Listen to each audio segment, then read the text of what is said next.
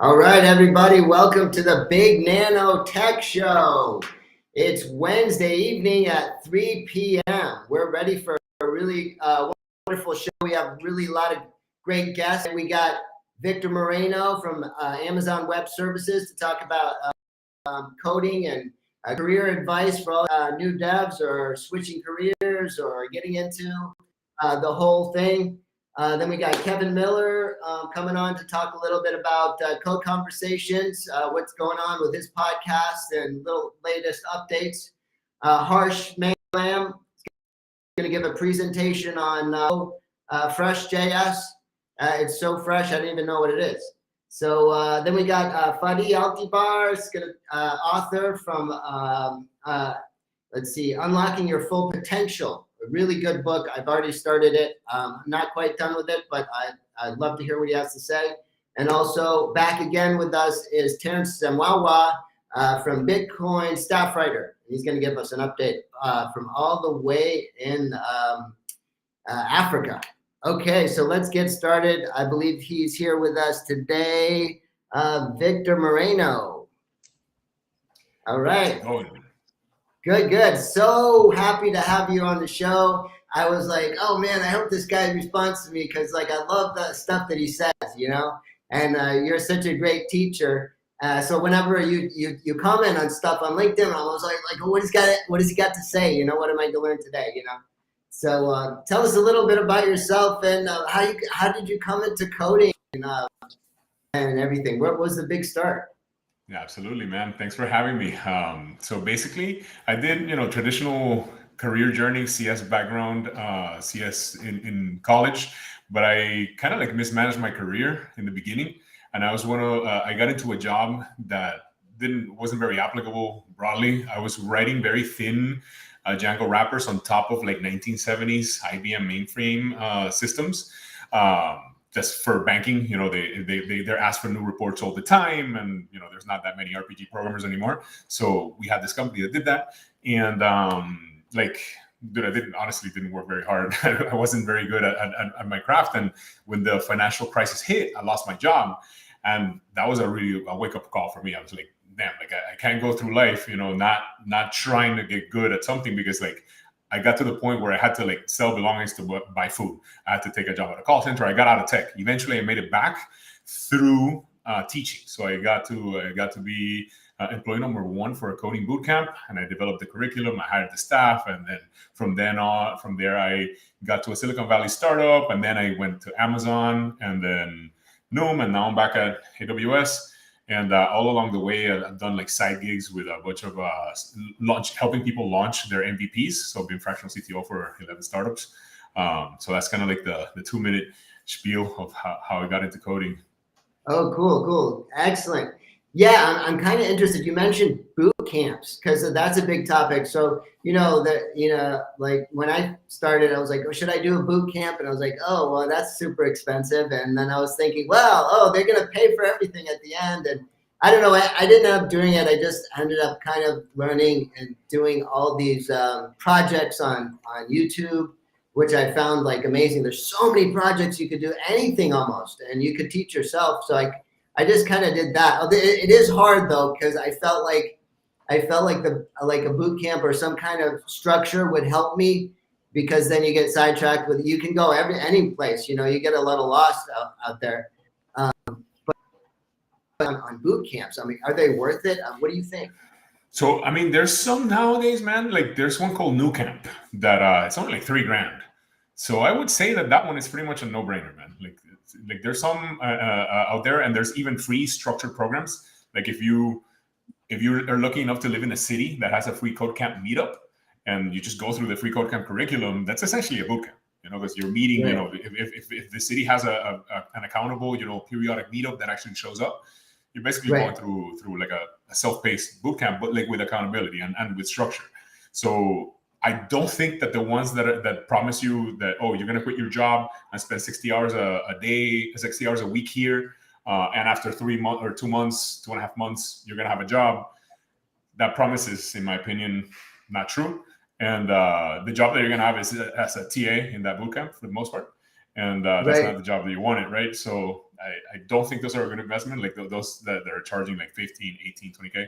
I don't think they're good. But there's that's like the mainstream model. There's other models, so there's cheaper ones, there's longer ones that are also instructor led.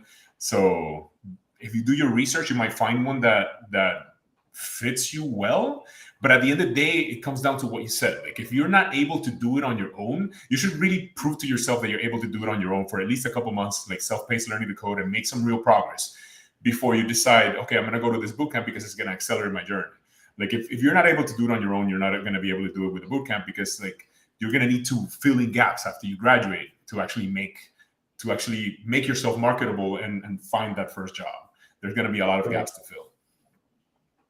Yeah. And so I know when I was considering that, I also stumbled onto these, platforms where you can practice and learn.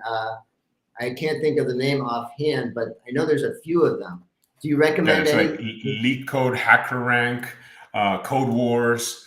There's a bunch. I mean, at some point you're gonna have to get into that because like I think the ultimate goal, in my opinion, for anybody who wants to break into tech and does and likes it, you've already skipped that stage that you already finished that stage where you determine, yes, this is a fit for me. This is something that I like. This is something that I enjoy. The day-to-day of this profession is something that I would see myself doing and that I would enjoy and that would make me happy. Because if you're just doing it for the money in an uninformed way, you have a lot more thinking to do. But let's say that you've already ascertained that it's a good career path for you, then I lost my train of thought. What was your original question? Yeah, no, those websites where you get practice, like Leak Code. Oh, right. There's some more beginner-friendly ones too. Yeah, they all, well, let me finish the thought. Like your end goal, assuming that this is a good profession for you, your end goal should be to get into a top tier tech company. So like one of these that are paying, like, it's not only FANG. There's about 50 companies that are considered top tier tech. Microsoft, Atlassian, Stripe, Roblox. There's a bunch others, right? Once you get into the upper echelon of tech, man, like the level of compensation, work-life balance, how interesting your coworkers are, how rigorous their thinking is just a different ballgame. And that's where I think that you should be shooting for. In order to get there, you're going to need to go to those websites to get decent at leak codes and to get decent at those algorithms problems. Yeah. And so that's another question that some people might have too, is like, do I shoot for those big, like you said, it's a good idea to try to shoot for those big companies. But is it better to have a small company that you might work for, maybe that pays more attention to you, or would you just end up getting all the work and then get all stressed out and it's better to be in the big company? Or what's your thought?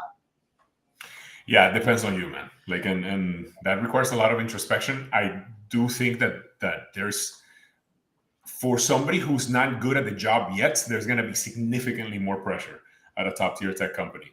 And if you're like, there's some people who thrive on that, right? If you're the type of person that thrives on that, then great, man. I'm the type of person that thrives on that. And the pressure is, you're going to level off. You're going to, like, if you join and you're like kind of an imposter, right? You thrive under pressure, you're going to level off and you're going to meet the bar, right? And then when you meet the bar, it's totally chill and it's a different world.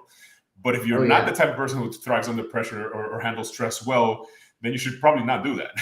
You should probably take a longer, roundabout path. But I'm saying that I handle pressure well, and that's not the path that I took. It took me like 14 years to get into a top tier tech company. So like I took a long and winding road, and by the time that I joined, I was really well qualified for the job. So like it depends on you. I do think there's a lot of benefit to having varied work experience. So like even if you do land in top tier tech at first, you should probably only spend like 5 years there and then go work at a startup and then go work in a smaller environment that moves fast, that does things differently, where people that have that don't have infinite money, right? Like where you have different constraints. So I think that there's some introspection there that's going to be involved. If you're the type of person that thrives under pressure, it's probably okay. Although it's going to be very difficult to get into top tier tech right away.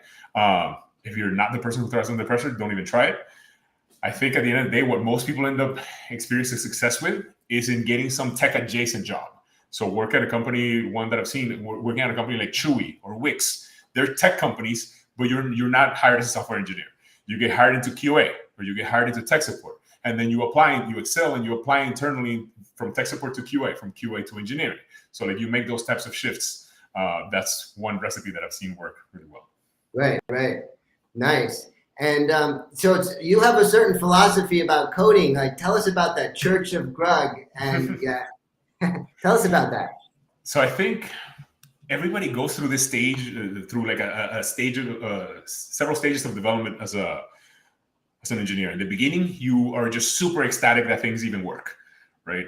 And then as you become a little bit more experienced, you start kind of like looking for, how do I get better at this craft? And like the flood of information that's out there is about kind of like recipes, tactics, design patterns, solid, just all these little recipes. And then you're inevitably come upon the persuasion that following these recipes and following these best practices is what makes a good developer. And then I spent many years there, right? And the resulting code that I wrote when I was in that stage was like way more complex than it needed to be, and way more difficult to maintain. And I will come back to it and I'm like, what the heck was I even thinking when I did this? And then finally, you know, after you do that enough times, and you, especially when you maintain the code bases of other people who have done this, you start realizing, hey, wait a minute, maybe like cramming a design pattern into every nook and cranny and having tiny files and having tiny functions and spreading out my code bases into 700 files when they could be 20 files, maybe that's not the best thing to do. So you start actually thinking about simplicity. How do I do the same thing with significantly less code, by leveraging platform as a service tools, by just writing less code? And that's what, you know, the Grug brain developer is. It's coined by a guy who wrote HTMX, and HTMX is a great example because it's like HTMX is like probably 1% of the complexity of something like Next.js, and it can do the same job. It's just a different paradigm. Just change your thinking and solve the problem more simply at the abstraction, at the highest logical level, instead of just like bells and whistles with code and design patterns and solid this and solid that and add more classes, add more functions, higher order functions. No. Throw all that to the garbage. Think of a better abstraction for the whole system and write simple code on top of that. So that's what HTMX does beautifully, and that's what the Grug brain developer does. Right. Keep it simple. No, that is such really good advice. Because you can, I remember when I was first learning, I had this other guy and he was learning too. And he would come up with the most complicated thing, like to do the simplest thing. He's like, oh, you know, and it was like a long, I said, well, why do you need to do all that? He just got like, it's a brain thing, right? If you're thinking like it's going to be complicated, then it might be complicated. Am I right? No, yeah. And it's kind of like a lot of people who get into this profession are naturally attracted to just using their brain, you know, and just like thinking of having like thinking of abstractions and having, you know, good obscure ideas and all this stuff. But like, you should not apply that to the code. You should apply that to the higher level thinking to make the code as simple as possible. Is what I think. You still have plenty of that work to do, but it's not in the code, in the classes and in the file structure of the code. It's at the higher level of the system where it adds more value. Right. Now, is there any books that you recommend having to kind of help the beginner or even the intermediate just in their journey of to better themselves in code and, you know, get more excited about stuff? This one, man. So I think this is the most important book that you can read, Philosophy of Software Design. And it talks about all about that. It's Philosophy of Software Design. It talks all about that, how to manage complexity and how to think about complexity, what types of things add complexity. And then in terms of knowledge, like actual giving you a survey of a very entry-level survey of all there is to know for distributed systems, this one. DDIA, Designing Data Intensive Applications. So that one is it's backwards for me, but okay. Cool. Oh yeah, that's right. My bad. So great. So I'll get back to you on that, and I'll put them in the comments or something for people to check out. But yeah, you have so much knowledge, and you know, I really appreciate you being out there and helping people. Now you have a YouTube channel, right? Yeah. Okay, the coding teacher, and my LinkedIn also, Victor Moreno. I post my posts. Okay, cool. Yeah, I was actually looking for you on. I don't know why I couldn't find you on there, but then I went to your page and I saw the link there, and I was going to check it out. But I'm going to go there and Yeah. So on that channel, you have like coding tutorials or advice? What's on there? I used to do more coding tutorials. They're pretty dated. They're like Angular stuff that I have there, but now it's more about career advice and about like thinking about. So the other day I released a video on a concept called cyclomatic complexity, which is a measure of code complexity, how many code paths there are through a function. And I think that concept also has parallel in the entire code base. So for a particular entry point of your program, like an API endpoint or whatever, how many code paths are there available to that entry point? And the more code paths there are, and the longer the distance from the roots to the bottommost leaf, the more difficult that code is going to be to understand. So I elaborate on that in that video. Oh wow, cool, fantastic. Yeah, I'm gonna go there. I was trying to look for your stuff, so I apologize not like watching your videos before I had you on here. No problem, man. But I did try. So anyway, yeah, thank you so much for coming on. Oh, I just one quick comment on AI. I mean, it's the latest thing. I'm in San Francisco, and there's a billboard on every street. You know, AI. It's the big. You know, I mean, what are your thoughts? And I understand it's just regurgitated code, but what do you see in it? Is it all hype, or is it, you know, there's a lot of useful stuff? It's definitely not all hype. It's still so. When cloud computing first came out, it didn't make such a buzz because people didn't realize the power that it was going to have, right? But like eventually, what did cloud computing accomplish? Before cloud providers, if you wanted to launch a startup, you had to start with, and I actually did this. I'm old enough that I did this. Static IP address, then assign that to your router, and buy a server, buy a switch. Like install the operating system, install the distro of Linux that you wanted. You had to set up that server from scratch, install your hypervisor, launch a bunch of setup, you know? And then just the static IP address with a high-speed internet was like $500 a month. So you're looking at an insane expense. Nowadays, for $5 a month, you can launch, you know, actually zero. Like free tier covers most of the sample apps that you can do. So AI is going to be the same. AI is going to give you a platform that is going to allow you to tackle thousands more use cases than you weren't able to before, and create higher level products based on that platform. And the value that we're going to be able to unlock is going to be incredible. Yeah. And Amazon. Yeah. That's, so I got certified. I got the first certification. What do you recommend people do as far as like learning Amazon? Do you recommend getting the certification, or is the certification just like not that important, or is it help you? What do you recommend if somebody wanted to get into, you know, cloud computing and using all the, because Amazon has so many services. It's like, wow. Yeah, I mean, I think that certifications definitely help. The developer associate certificate helps because it gives you a survey of all the stuff that's there. But at the end of the day, you know, once you have that, all you have is like a bunch of theoretical knowledge, and you have to start putting it into practice. So build an app, build something on the cloud native, you know, and that's the way to go. Right. Yeah, that's what I was doing too. And then one thing I did notice about AWS, and you know, I haven't really used Azure that much. I actually like AWS better because I think I just like the setup. But I noticed that it's really easy to like lose track of your spending. Like something's leaking somewhere, and you know, I heard that maybe they have some, you know, third-party apps that help you keep track of that. Or what are your thoughts? Like, how do you keep the cost down? I mean, I know that's part of the certification too, but then once you start it, I'm like, hey, there's something leaking here. I'm spending like $40 a month on what? Yeah.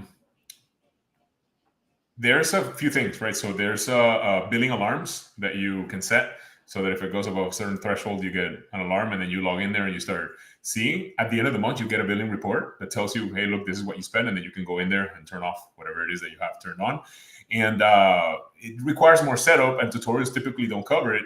But when you launch something, launch it with using auto scaling, and then that way it'll have some max capacity, and then that will help you, you know, not have runaway spend. Right. Yeah, because I had about back in not that long ago, I had about 9 different sites that I sprung up, and then at first I started on the free tier, and it was like too slow, you know. And so But anyway, I'm learning more and more about AWS. But it's like I know you're an expert at that, so you must have been. But you started early on it, right? Because you've been in. Didn't you start like in the beginning of AWS? Yeah, way back when it was still, probably 2012 was the first time that I launched an EC2 VM, something like that. 2012, Oh 2013. wow! Yeah. And so you've seen it change dramatically. I mean, they even change now every like 3-4 months. It's a new thing, right? Yeah, I mean, this team that I just joined a year and a half ago, we just launched a new service last Reinforce. So yeah, we're adding new stuff all the time. Yeah. So thank you so much. I do have some other guests. We had a 20 minutes with you, but it's like it feels like it's way too short. I could go another hour. So thank you for having me, man. Much. Yeah, thank you so much, Victor. And we hope to have you on the show again to get more stuff out of you. I gotta come up with some more stuff. And it's gonna be easy. Thanks a lot. Thank you. All right, guys, we'll be back after this message.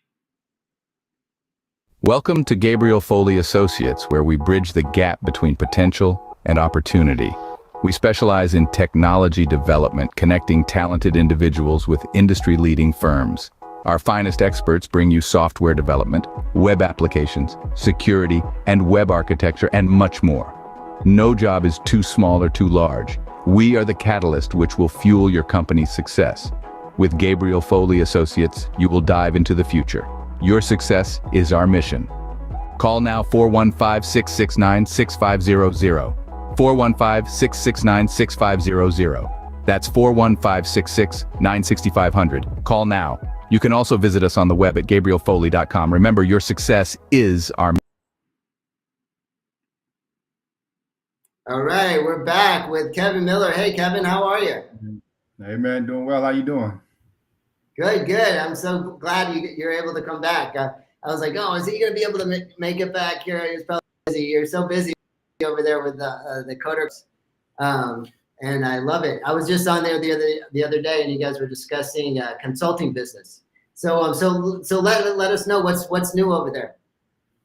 Sure. So with Coder Conversations right now, I'm kind of in that phase where I'm starting to grow, but my channel is not super large right now, so it kind of gives me room to experiment and really start to determine like what kind of content I want on the site. What I really want to do is just something that's just not the typical boring, same discussions, chasing hot topics. So really just developing that content and being consistent is what's really important so that I can build up the community. Yeah, beautiful, wonderful. What are you hearing? What are people up to? Are they just? Is there a lot of people? I know a lot of people looking for jobs. Sometimes you run into that, or they have a job. Do they come on your show and share, their journey? So like the most recent ones has been like me and Logan. He's like really regular. He's he's pretty advanced coder, and we really like to talk about things other than just code, because I feel like as a coder, coding is a part of your life. It's not your complete life. I feel like there's a broad world that surrounds the coding industry, and taking a look at that can kind of help you identify trends on where the industry itself is going to go. So I kind of get into like politics and things of that nature with him. And then on the consulting episode, we had John Hazel and Yannick Wade. These were two guys that I actually met at church, and we started exploring business ideas together. And one of the things we wanted to do was start a consulting company. And one way to get visibility on that is kind of discuss things live and let people get an insight to birthing the business from scratch. Right. How's it coming along with that? I mean, you guys, are you still open for business? And do you have like a website that people can go contact you, or just your LinkedIn, or how's that work? So right now, John Hazel is pretty much the face of it. I'll have to get the website. I don't want to give you the wrong URL, but right now it's going pretty good. you know, we all have like different roles. I'm more of like a person that connects, you know, people with people, and he's more of like the recruiting and reaching out to businesses, and Yannick, he's going to be more of the sales type of guy. You know, so it's pretty early. So, you know, there's challenges, but I think it's off to a good start. And what do you recommend? Like, I noticed, yeah, you guys had mentioned a couple of websites that they were on, right? Is there any websites that are good for trying to get jobs for consulting or just IT work? I mean, other than, you know, Upwork or whatever. Oh, so for me personally, I'm not too good at procuring clients, but I think like with John, the church was actually a great benefit for him because we go to like a really big church, so you know you meet all kinds of people, and just meeting people face to face, I think that's really like an underrated clientele. Oh So yeah, yeah. Then they get to know you, you know, and what do you do? And then yeah, IT consultant. Yeah, exactly. That's always the best way, you know. I mean, a lot of times you get on, you hire somebody on guru.com and you don't know what they're going to be. That, you know, is it a fake account, or you know what's, you know, what are you going to get? And then or they don't get back to you. You know, that's another thing. It's like I mean, just unfortunately, it's kind of the way it goes. A lot of times you hire a lot of freelancers and they just don't get back to you. You get a little frustrated with that. So, you know, you meet somebody person to person, and, you know, they get to know you, and you give them your number, and yeah. Yeah, I feel like there's a lot of competition in that avenue as well. You know, most of us coders, we're, you know, sometimes we're kind of antisocial. So, you know, if we reach out to people, we prefer it to be online. So therefore, there's less people at these like business networking meetings. So, you know, somebody who gets up and goes in person, they have a lot less competition for potential clients. Right, right. Yeah. So, so cool. And so, yeah, I look forward to checking out your guys' when you finish at the consulting business, because that's something I'd like to, you know, connect with you on, and maybe we can work together. I could send you some business, or, you know, whatever I get any. And this show is brand new, so, you know, I'm just so happy that you're on here. I just like it, you know. I like this background back here. It's so fake, but it's cool. So, all right, Kevin. I'm gonna get to the next guest. Let's see. I think he's here with us. Oh, he's not here yet, so we got a few more minutes. So, yeah. What else can you tell us? Anything else new? So yeah, I recently started a new job. So, you know, been unemployed for about 4 months. So, oh, congratulations. Yeah, I appreciate it. You know, after the rainy days, the sun eventually comes back out. So, you know, there's a lot of people out there looking for jobs. Just keep looking. Don't give up. If you actually have to pivot out of tech for a little while, do that, because it's important that, you know, you keep money coming in. Like, don't go broke. Don't ruin your credit. Just trying to earn money only through tech. Like, I actually had to drive Uber Eats for a little while, but yeah, you know, you got to do what you got to do. Exactly. I've been there. I was a Lyft driver for 8 years, and before that, I was a yellow cab driver. So I know all about driving around. I love it. I love driving around, man. It's so much fun. I drove around San Francisco in a yellow cab, picking up everybody all night till 6 a.m. And I had so much fun. But it's so hard to keep driving. Like, coding is a challenge, and you got to use your intellect and everything. But driving can just like make you so exhausted. And so, you know, after doing that for so long, then I got back into coding again, you know, and so then, you know, that's kind of where I took that direction. And so I haven't been driving back yet, but I'm having a lot of fun doing different side jobs, and kind of like you know, going in and out, freelance stuff. I kind of like the freelance, you know, and that's what I was going to talk to Victor about next time. I'm going to say about you know, whether you should freelance or, you know, get one of those big companies. But there's all kinds of coders out there, right? Like, there's the freelance types who just love it, and they can weather out the slow times. Yeah, absolutely. I think it's just important to find what fits you, you know. like you, I really like, driving around, getting around the city, seeing things I've never seen before. For somebody who's not really social, I would say go the Uber Eats direction, because, you pretty much pick up the food, drop it off, and you don't really have to interact with too much people. So. Right, exactly. Yeah, I haven't tried that. I got to try that, but I'm kind of like exhausted, so I'm taking a break, and I'm out here doing this show, and I just having so much fun with it. I was just out the other day, right in front. They're having that big Asian Pacific. What's it called? Asian Pacific thing where the president of China is there in San Francisco. They got all the streets closed off, and somehow I made it down there, man. I don't know. Just like Second Street is open. Actually, it's closed. Actually, Second Street was closed, but I went in anyway, and I stopped in front of LinkedIn, and I was plugging the show. I was like, "Hey, everybody, come on down." It was terrible lighting. I mean, it was fun. I don't know. So I'm just excited about the show, and to have all really wonderful people like yourself, giving their stories. That's why I like your coder conversations. It's sort of like midnight, listen to AM and midnight, Yeah, kind of like the nighttime slot. Yeah, the nighttime slot. Yeah, I love it. And so yeah, I just want to say keep going with that. It's like I really appreciate that. I appreciate you. So all right. So next up, we're gonna get back and let everybody know where they can catch you. Oh, the easiest way to catch me is coderconvos.com. Okay, Coder Combos.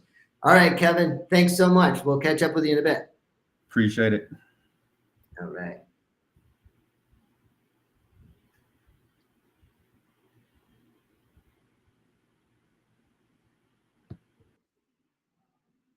And we'll be right back.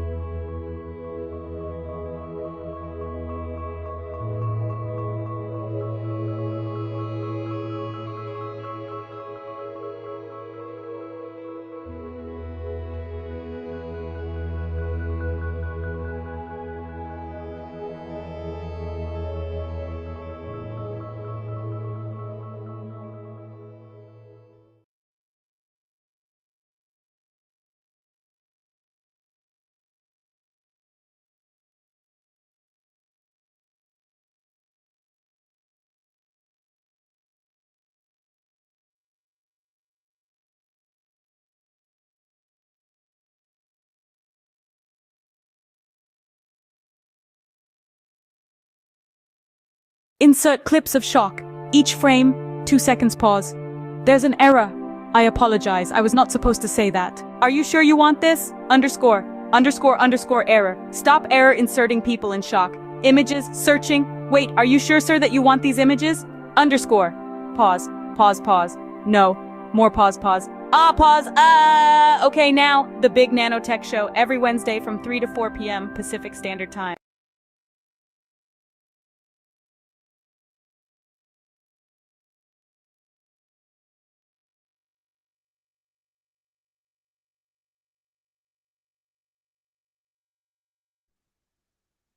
All right, ladies and gentlemen, we are back, and we're going to have with us Zimwara from Zimbabwe, who is a writer for Bitcoin, a staff writer for Bitcoin.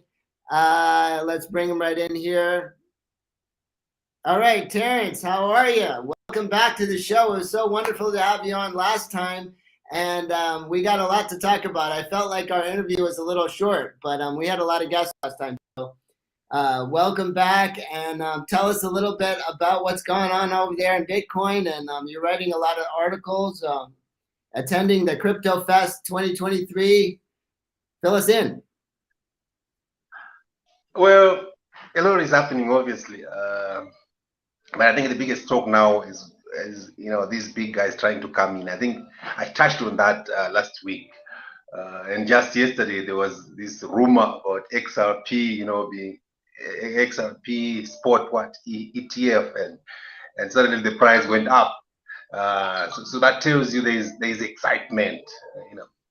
People are, I mean, investors are keen on having an exposure to crypto and crypto assets. So we are in that time now already, because we are coming from a long winter, and now suddenly things are looking a bit okay. If you're someone who's interested in investing in crypto, I think there's a lot of talk like now is the time to invest, because the bull run is about to start. So exciting times for many of us. Right, and in the world economy just in general is kind of very uncertain, right? So people want to get into something that's a little bit more exciting, or and then there's the talk.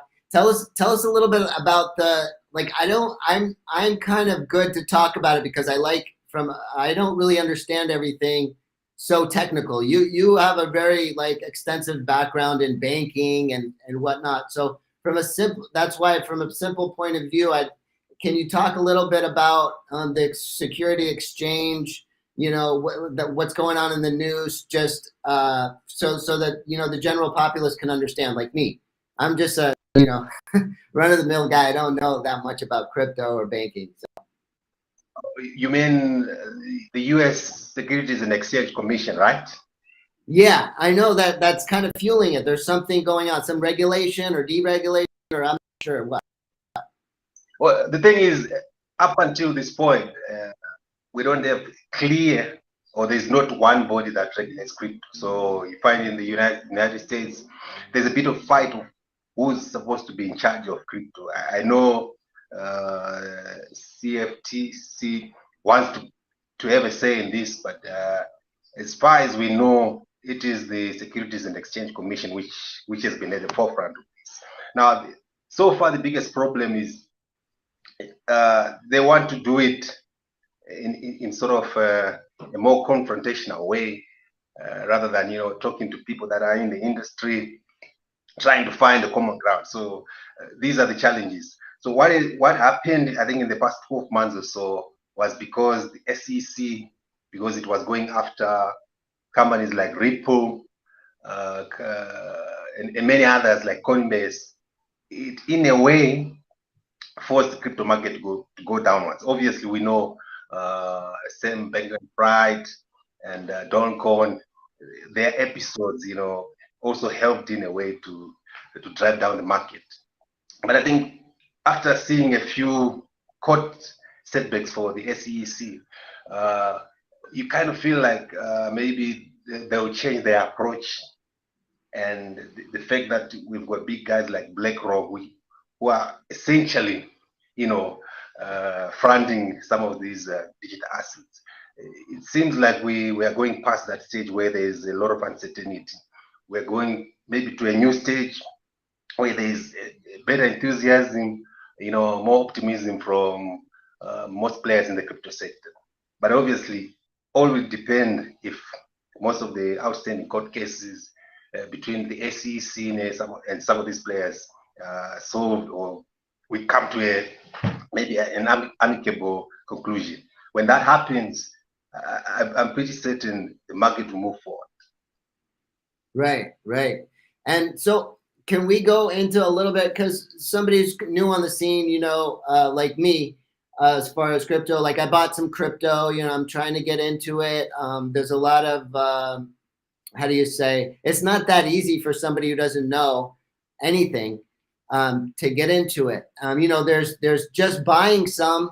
Then there's also, if you want to have a portfolio, there's some companies out there, like we have Mudrex in India that started this, if you want to buy portfolios of different kinds of coins and investment. But as far as these big companies like BlackRock, now that's basically, can you explain what is BlackRock and how they're able to manipulate things, and how is this from a new perspective like me? Can you explain how everything kind of works? Well, for BlackRock, I think the thing is, because they are such a big institution, and obviously they've got the knowledge, much better knowledge than an average person, and given their financial muscle, they can get into Bitcoin. They can manage on your behalf. I think the word here is asset management firm. So they do it on behalf of clients. So for instance, because there's too much jargon, too much technical language around Bitcoin and Bitcoin network and things like that, an average person will be, will not be very happy to get into digital assets. But then if BlackRock sort of comes in, and BlackRock, because we all know BlackRock, they are a regulated entity, and you like to believe they're a responsible entity. It's easier for someone who's new to invest via BlackRock, and given what everything else that goes around BlackRock, it seems like a better fit than saying going as a person who doesn't know much. I say I'm going to buy Solana. The next thing, I don't even know where to buy, when to sell, things like that. So the thing is, when we've got these big guys coming in, the advantage for ordinary people is like most of the tough work that goes into researching and things like that is already done for them. They have to trust these institutions. So Right. maybe Now, yes.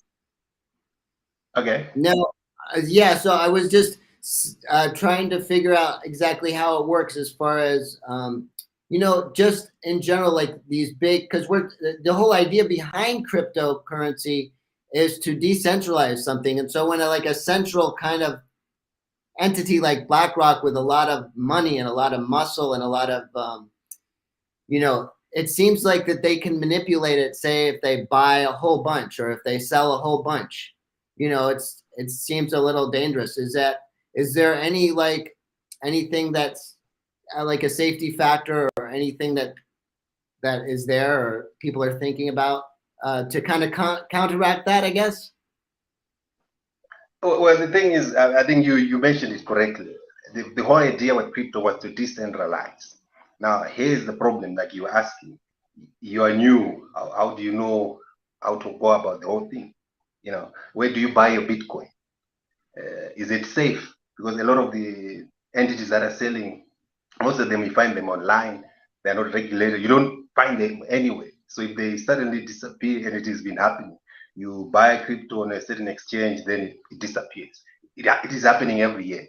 So for those who are, the crypto community, I would say, is a bit divided. So there are those that favor having these big guys coming in because it gives them legitimacy.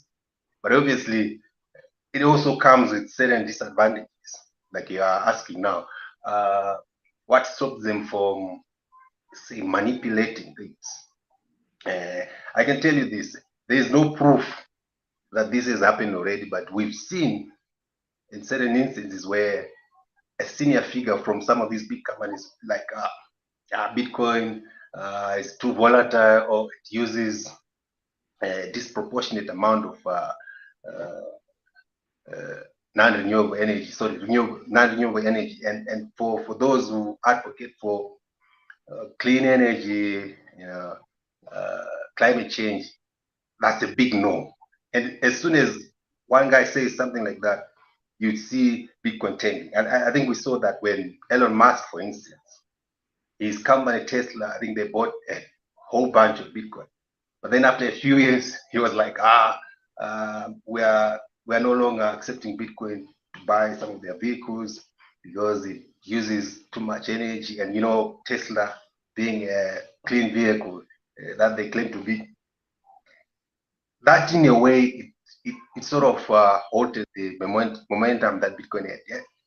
And you could say squarely it was Elon Musk's statements that tanked the whole market. So there is that concern, but then there has to be a common ground where everyone agrees that at least this much amount of large corporate interest is sufficient or is okay, but this much is a bit too much.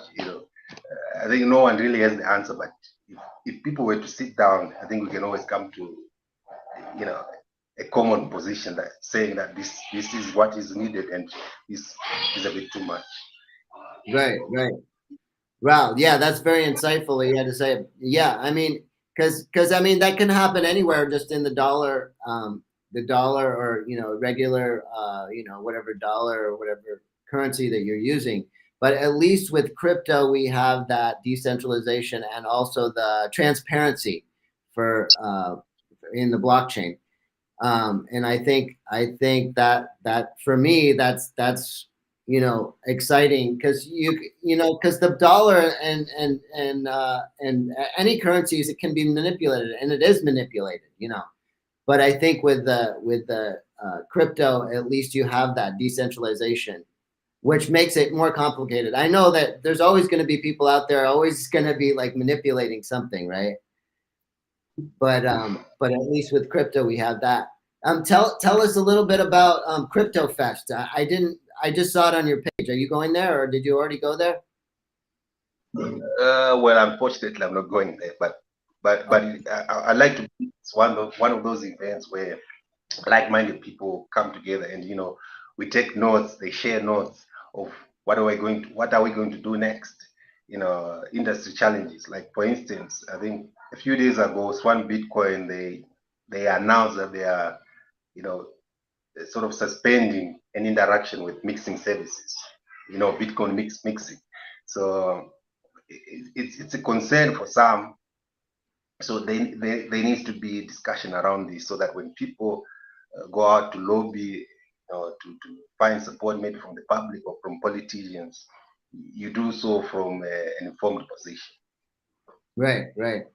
Yeah. It's exciting. It's exciting. That sounds so cool. Like, I saw the I thought it was a game or something, because it was like I couldn't tell what it was. Like Crypto Fest. That's why I wanted to ask you. That's cool. All right. Well, we're getting close to the time, and we got a few other guests. I want to fit everybody into the hour, but I want to have you on next time, and we got a lot more to talk about. So thank you so much for coming on the show, Terence. I really appreciate it. Taking the time out. We had a little technical difficulties trying to get all this technology working, but hopefully it'll improve. We have more options now. All right. Thanks, Terence. Yeah, sure. We'll see you next time. Cheers. Thanks. Bye, everyone. Take care. All right.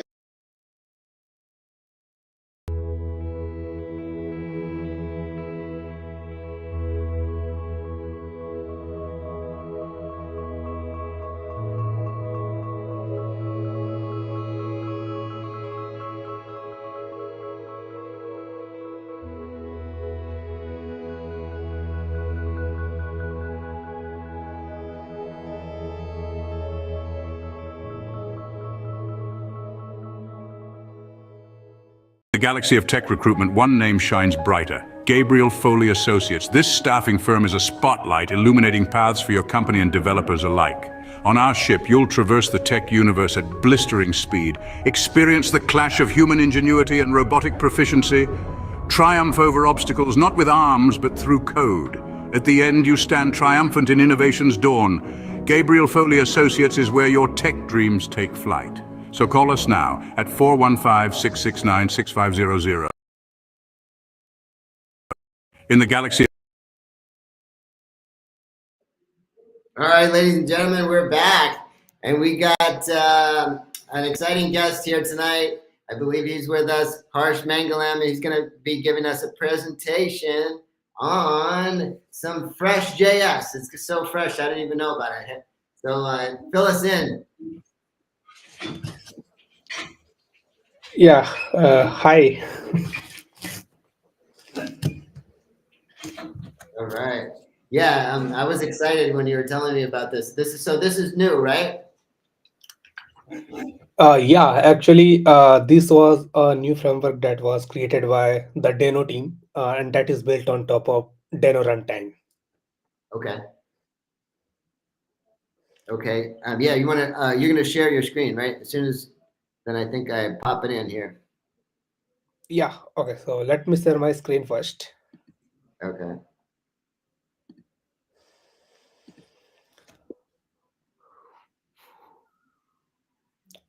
Right, okay. So I hope you are able to see my screen. Oh, Yeah. Okay. So basically, today I want to show you. So basically, the new introduction of partials in the Fresh web framework. Okay.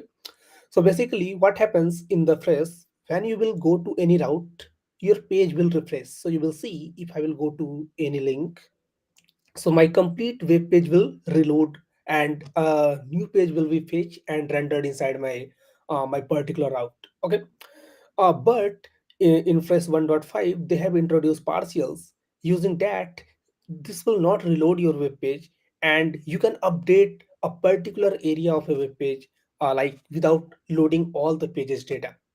Okay, so let me show you how you can enable partials inside your Fresh application in just some 2 or 3 steps. Okay, so yeah, here is a pre-built application I have. This is just like fresh docs. Okay, and so what I will do first, I will go to our layout. Even you can go to your app dot that is inside your app.tsx, and you can put inside the body, or I will put inside my layout, that is one attribute, that is f client name. So once you will put f client name, your all the child element will render your partial data. Okay, and the next part is I will wrap my component with the partial component, and that partial component will be imported from fresh runtime.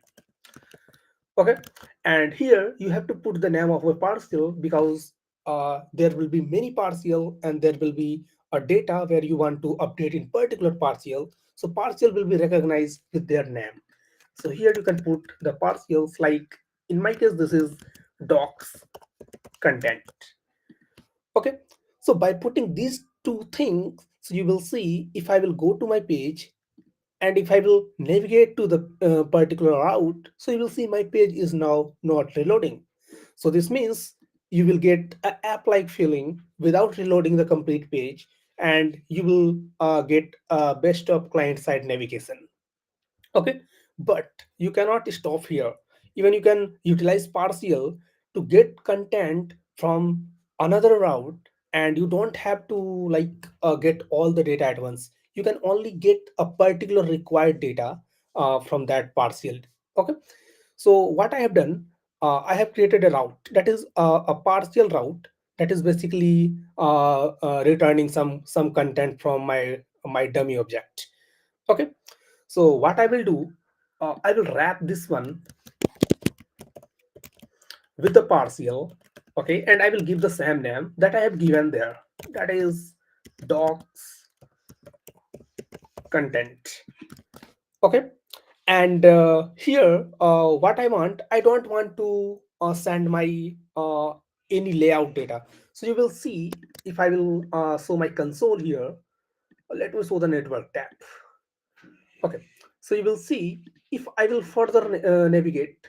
So here you will see there is my app layout data is also sending inside my navigation. So I don't want to send this thing. I only want to send the content, and I don't care about the rest of the things. Okay, so that will decrease the amount of data that you will send over the network. So what I will do here, I will give the partials inside my partial route, and here what I will do, I will export a config that will be of type route route config. Okay, and here I will say that skip app wrapper. So I will say true, and also I will say skip inherited layout. So what it will do, it will skip any app wrapper and any layout above this particular layout or above this particular route. Okay, and now if I will go inside my link, so where is my link? Basically inside my sidebar, you will see here is my link. So when I am clicking in particular link here, that is coming from this sidebar link. Okay, so here I have to put one more attribute, that is f partial. So once you will put f partial here, So this f partial is basically from where you want to get your content. Okay, so here where you want to navigate, and here from where you want to get your content data. Okay, and in that case it will be, let's say this is my partials, and just take that link dot href. Okay, so here we go. And now you will see, if I will go to, let's say, this partial link, and if I will show my page here, you will see now there is no any extra data that is transferred over the network. Only the data that is required will transfer over the network. So this is very useful if you are building, let's say building a shopping cart application, and you don't want to reload your complete cart page. You only want to put a particular item in the cart, so you can append or prepend the data that is required inside your web page. Okay, so this is a new introduction in the phrase, and this is really a cool feature that like enable the client side navigation. And there you go. Yeah, Thank yeah, you that so much. is That's really a cool. small And, demo. sorry, go ahead. What? Yeah. So that was a small demo how basically partials work inside a phrase application.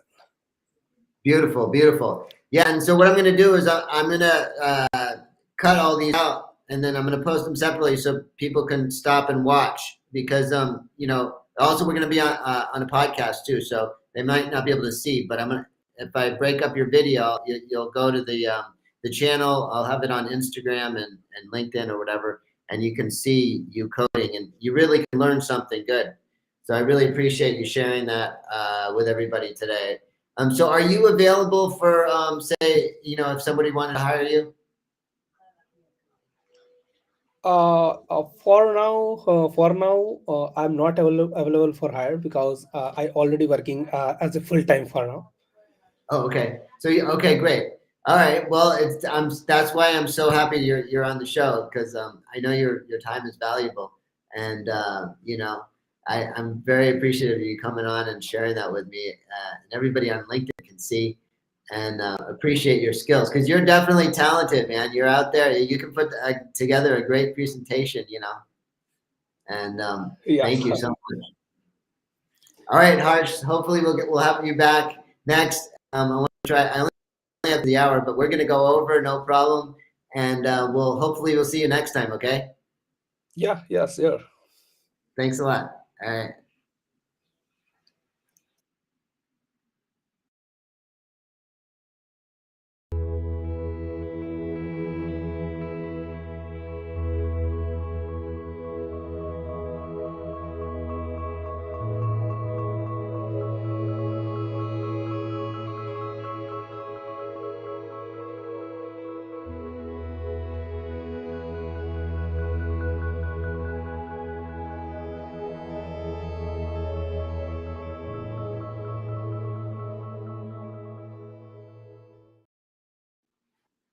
All right, ladies and gentlemen, we are back, and today we have a special guest, Fadi Albitar, and he's got a book out here, Unlocking Your Potential, available on kobo.com. It's a guide to self-improvement for college students and for life and future, and it's a really great book. I read the preview, and I'm getting through the book, and it's really, really top-notch. So I'm going to introduce you today, Fadi from Italy. Hello, everybody. All right, Hello, welcome to Gabriel. the How show, you buddy. doing? Good. Thank you so much for meeting up with me, and I'm excited to have you on the show to talk about your book. It seems like it's just really good information, not just for college students, but for anybody, especially in the tech world where you gotta, organize your time. And there's a lot of in the coding world and the tech world, there's a lot of, how do you say, things coming at you where you could give up easily, right? Just like in college, where you got your journey and you're starting out and you don't know that much about what's going on. You got an idea and you got to navigate through, and the coding world is similar, So anyway, tell us a little bit Exactly. about your book. Well, my book actually, as you said, it's a simple guide. At first, it was I was inspired actually by the my programming journey. It was a brief journey, but I got the idea from there because, as you said, it's sometimes we after the difficulty in programming we think of giving up, but no, I won't give up. That was the main idea. So as I learned from programming that you fail once, twice, third, but then you will find where the error is and you can fix it. But through this journey, you will learn a lot, not just how you fix that error, you will also learn how to organize yourself. So the main idea of book is how to organize yourself, to start with the right structure to move your life, not just the college, as you said. Right. So from the first course that I did with Power Coders Italy, thank to them that I got the chance to learn programming from them. I learned that we need to start with basic idea. Let's say it's a dream, not an idea, but we need to change the name of the dream to goal. So we made it as the goal, main goal. After we put it as the main goal, we need it structured so we can start doing it step by step to get to this goal. So we can't just jump from the first step to the goal directly. It's hard, even in sport world as well. So you need to face, you need to work. So and in that phase, I've got changed a lot of universities, not just in Italy, also outside Italy. So right now I'm law student. If you read that, you find it actually in the introduction. Um, I've learned how to manage my time, how to manage my ideas, my tasks. So getting to understand how everything work need a lot of process, a lot of time.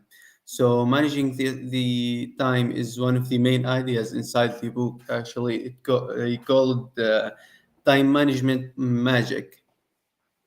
Right. And So you need that nowadays, especially in the coding world, where post COVID, where a lot of time is not in the office. You have to deal with your family, and you have to deal with all kinds of different stuff that you wouldn't have to deal with before. So your book, I think, yeah, is very useful for people starting out in software engineering, development, or tech, or really anything. I mean, like it's specifically for college students, but I think I'm gonna find it when I finish it. I'm gonna learn a lot more. Just reading the parts that I've read so far, I'm very excited. I'm glad that you said that. I also heard once one of my friends, he's a great coder as well. He said that coding is like life. Everything about code, everything about the process. So you need time, you need patience, you need to learn it from your falling. Never give up because you can't give up life. Right. So that actually gave me always motivation to continue to be able to face all the difficulties. So also in the beginning of the introduction, I said the college adventure begins. So I'm not thinking about it like a life. I'm thinking about like an adventure I want to take. I want to rescue. I want to get this challenge to improve myself. So and through my life, I asked a lot of my friends, my colleagues, my teachers as well. Can you give me an advice of how I can start my journey for college, for high school, etc., etc.? They won't give me a certain answer. They always said, why don't you read that book and that another book or that article or that etc etc. So I also make sure to put all the needed resources in the end of the book. So for more further information, you can find it also a lot of article and a lot of books in the end of the book. Oh, beautiful, wonderful. Yeah, it's always good to have those references, and to expand you have your wonderful concentrated knowledge, and then you have some more stuff to share that supplements that. That's wonderful. I love reading books like that. And we have the sharing is endless. This type of the book that you wrote, it's sort of endless, right? You could spend your whole life with self-help stuff and learn more about yourself and improve. And so I really appreciate that, and I really appreciate that you wrote this book. And I'm going to get a lot more out of it. Can you? Is there any other points that you could that come from the book that I haven't finished it yet, so that you would like to mention? Actually, the book is finished and already published. So, but there's one idea that I really like to share. I always also tell my friend about it. Is the resilience, the wisdom of resilience. That's what I called in the book. So we don't need to be rebellious or make a revolution to live. We need only to learn from our fails, but it's not about how many times you fall. It's always about how many times you get back up and fight again. So never give up. There's nothing called impossible. Even the impossible uh, nowadays it's easy. So we have AI, we have new technologies, we have everything we need. Anything you want, you can write it only in Google and you find it in few seconds. So don't give up. If you have any problem, write on ChatGPT or another AI that can help you a lot, can give you a lot of information, a lot of ideas how you can solve it. Don't try to copy and paste that and paste. That will be a horrible solution. So always try to be unique, but never give up. That's always Right. my And don't idea. forget AI and this the ChatGPT and all these mechanisms. They come from us. So don't forget Exactly. that. So when you come up with something new, it's going to be added there, and it will contribute to others. I mean, all these Exactly. AI stuff is regurgitated, very creative stuff, and you just can't. That's why AI comes with a lot of bad ideas and a lot of good ideas, and it's all mixed together. So sometimes you have to be very thoughtful about what you're reading too. Hey, is that Exactly. right? Exactly. No, but I really love that idea. Is fail to win, right? You just keep failing, Exactly. and the more you fail, the closer you are to succeeding. And it's sometimes a very difficult concept to grasp, because it Yes. feels so bad when you fail, right? When you fall down, it feels so bad, and you feel like, oh, I can't go on. But you A just keep lot. going, and you know that you'll get there. Yes. A lot of trauma after failing. Yes, I can understand that. But I found it weird why everyone always write about their success, but they never mention how many times they failed. I remember once Yes. I wrote that. Damn, I forgot the name. Uh, Edison, the one who created the lamp. I remember once I read like that he failed 199 times, and then the 100 he made his success. So that was actually something beautiful to know that after all these fails, he got what he want. But when you read a lot of book about how to set your mindset and how someone was very successful in life, they never mentioned how they fall, how really they are failures. So if someone asks me, are you a successful or failure? I would say, no, I am a failure who learned from my fails. That will be always my answer. So I hope everybody get the idea, because it's really important to not just see the full part of the cup. We also need to see the empty part and make it full. That's my main motto actually in life, my main idea. Wow, I love it. Like, I love it. Yeah, look at the empty part and make it full. Wonderful, Yes. wonderful. So it's so wonderful to have you on the show, and we hope to get you back on here. Oh, and also you're open to work right now, right? Yes, I am.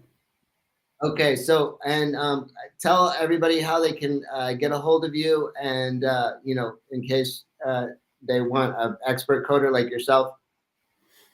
Well, I can say that I'm that expert since I'm junior and I have only 1 year of experience. So I'm Well, we need you're good. You're I've seen what you can do. You're up there. So somebody needs to hire you right away. Thank you very much, Gabriel. Well, I'm full stack web developer. I speak Arabic, English, and Italian. So every part in the world we can work with. So I hope All right, you're I my will find fellow the right paisan. position. I'm half Italian myself. On my mother's side, they're from Italy. So, Great. all right. So wonderful, wonderful, and watch the show too. I'm going to have a lot of really good career advice guys on the show, and people like you, versus also career advice too. I mean, this is you're right up there, and you have a background in law, and now you have coding experience, and you're a wonderful person and a great you have a good communication and a great nature, and you have a lot of great Thank you advice. very So I much. really appreciate the show, Fadi, and we'll be in touch. Thank you so much.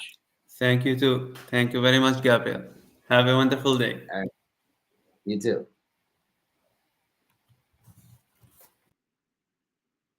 All right, we're back, everybody, and we're just wrapping up the show here. We had a really wonderful show. We hope to see you guys next Wednesday at 3 o'clock Pacific Standard Time. Coming to you live from Berkeley, California, the Big Nano Tech Show. All right, ladies and gentlemen, I'm your host, Gabriel Foley, and I'll be signing out. Thanks so much.